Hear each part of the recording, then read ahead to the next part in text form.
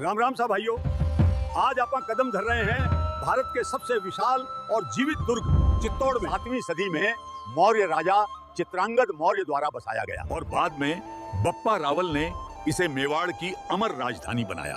ये वही भूमि है जहां 3 शाके और 3 जौहर हुए भारत के स्वाभिमान की सबसे बड़ी मिसाल। भाइयों, ये है पादन पोल, चित्तौड़ का पहला रक्षक द्वार। यहीं से 1535 के गुजरात आक्रमण में वीर जयमल और कल्ला पंवार के स्मारक तक मार्ग जाता है। इसी द्वार को पार करते ही उस धरती पर कदम रखते हो जहां हर पत्थर में बलिदान की गूंज बसती है। मेवाड़ की आत्मा। 13 किमी लंबी इस पहाड़ी पर फैला चित्तौड़ दुर्ग एशिया का सबसे विशाल दुर्ग है। यहाँ गौमुख कुंड है जहाँ से अनगिनत योद्धाओं ने अंतिम सांस तक युद्ध किया। दूर विजय स्तंभ खड़ा है जो राणा कुंभा की विजय और मेवाड़ की अटूट परंपरा का प्रतीक है। हर कोना एक कथा, हर पत्थर एक प्रतिज्ञा। यही है अमर चित्तौड़। अब आप चित्तौड़ की सबसे मजबूत सुरक्षात्मक पोल भैरव पोल पर खड़े हैं। ये वही रास्ता है जहां से सदियों तक दुश्मनों ने दुर्ग में घुसने की कोशिश की और मेवाड़ के वीरों ने जान की बाजी लगाकर इसे रोक दिया। हर पोल का अपना इतिहास है, पर भैरव पोल युद्ध रणनीति का एक अद्भुत नमूना है। अब आप पहुंच गए हैं चित्तौड़ दुर्ग की अत्यंत महत्वपूर्ण हनुमान पोल पर। 1534 के गुजरात आक्रमण और 1568 के अकबर के युद्ध के दौरान यही पोल मेवाड़ के वीरों ने सबसे लंबे समय तक संभाली। ये पोल न सिर्फ रक्षा बिंदु थी, बल्कि सैनिकों के रीग्रुप होने का प्रमुख स्थल भी। ये गोल बुर्ज उस सामरिक दूरदर्शिता का प्रमाण है जिसने चित्तौड़ को सदियों तक अभेद बनाया। ये है गणेश पोल, चित्तौड़ का परंपरागत प्रवेश द्वार। यहीं से मेवाड़ के राजाओं का स्वागत होता था और युद्ध काल में यही द्वार रक्षा और रणनीति का आधार बनता था।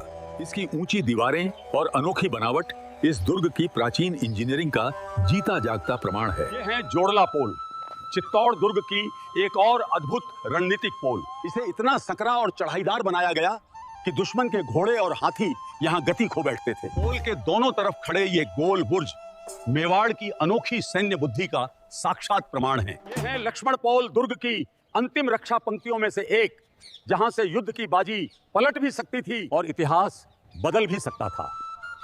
इन दीवारों पर पड़े हल्के हथियारों के निशान भी बताते हैं कि यहाँ मेवाड़ के सिपाहियों ने आखिरी सांस तक दुश्मन का सामना किया। और भाइयों, आपके सामने है रामपोल टॉप, चित्तौड़गढ़ दुर्ग का सबसे भव्य और प्रतिष्ठित प्रवेश द्वार। इसी द्वार से सदियों तक मेवाड़ के महाराणा विजयी होकर लौटे। इसकी नक्काशी और मजबूती बताती है कि यहाँ सुरक्षा और शौर्य दोनों का संगम होता था। ये वही द्वार है जिसने आक्रमणों का सामना भी किया और मेवाड़ की गाथाओं का स्वागत भी।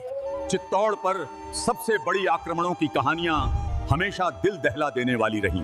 1303 में अलाउद्दीन खिलजी ने किले पर आक्रमण किया, जिसके बाद पद्मिनी की कथा प्रचलित हुई। 1535 में गुजरात के बहादुर शाह ने हमला किया और 1568 में अकबर के समय भारी युद्ध हुआ, जिसके बाद मेवाड़ की महिलाओं ने जौहर और पुरुषों ने शौर्य दिखाया। ये धरा न केवल युद्ध भूमि बल्कि बलिदान और आत्मसम्मान की मिसाल भी है। मेवाड़ की शान विजय स्तंभ राणा कुंभा ने 1448 में अपनी गुजरात और मालवा विजय की स्मृति में इसे बनवाया। 9 मंजिला स्तंभ की हर सतह पर युद्ध, धर्म, देवताओं और वीरता की अद्भुत कथाएं उकेरी गई हैं और नक्काशी इतनी महीन कि आज भी शिल्पकारों की कला जीवित महसूस होती है। ये है गौमुख कुंड, चित्तौड़ की धड़कन। जब दुर्ग घिरा रहता था तो यही कुंड किलेवासियों को जीवन देता था। कई महीनों तक चले घेरावों के दौरान पानी का यही स्रोत मेवाड़ की सांस बना रहा। इसकी शांति में आज भी उस दौर की वेदना, साहस और तपस्या गूंजती है। ये है कीर्ति स्तंभ, जैन संस्कृति और शिल्पकला का अनुपम चमत्कार। 12वीं सदी में बनवाए गए इस स्तंभ की हर मंजिल पर जैन तीर्थंकरों, देवों और कथाओं की अद्भुत नक्काशी है। यह सिद्ध करता है कि चित्तौड़ सिर्फ रणभूमि नहीं था, ये ज्ञान, धर्म और कला की भूमि भी रहा है। भाइयों, चित्तौड़ की सबसे प्रसिद्ध दास्तानों में से एक है रानी पद्मिनी की कथा।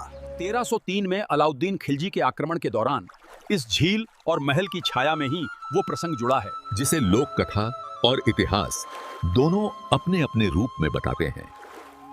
पद्मिनी का जौहर गाहर मेवाड़ के आत्मसम्मान और अड़िग स्त्री साहस का प्रतीक बन गया। आज भी इस शांत झील में उसका प्रतिबिंब देख ऐसा लगता है जैसे इतिहास अभी यहीं सांस ले रहा हो। तो भाइयों, चिता के इन पत्थरों, इन गाथाओं में वही संदेश है जो हर युग को जरूरी है। स्वाभिमान, त्याग और अदम्य साहस। यदि आप चित्तौड़ आते हैं तो सिर्फ दीवारें ही नहीं देखेंगे, आप इतिहास की धड़कन सुनेंगे। अगले हिस्से में हम गुंबद, महल और गाथाओं को और गहराई से देखेंगे। जुड़े रहिएगा।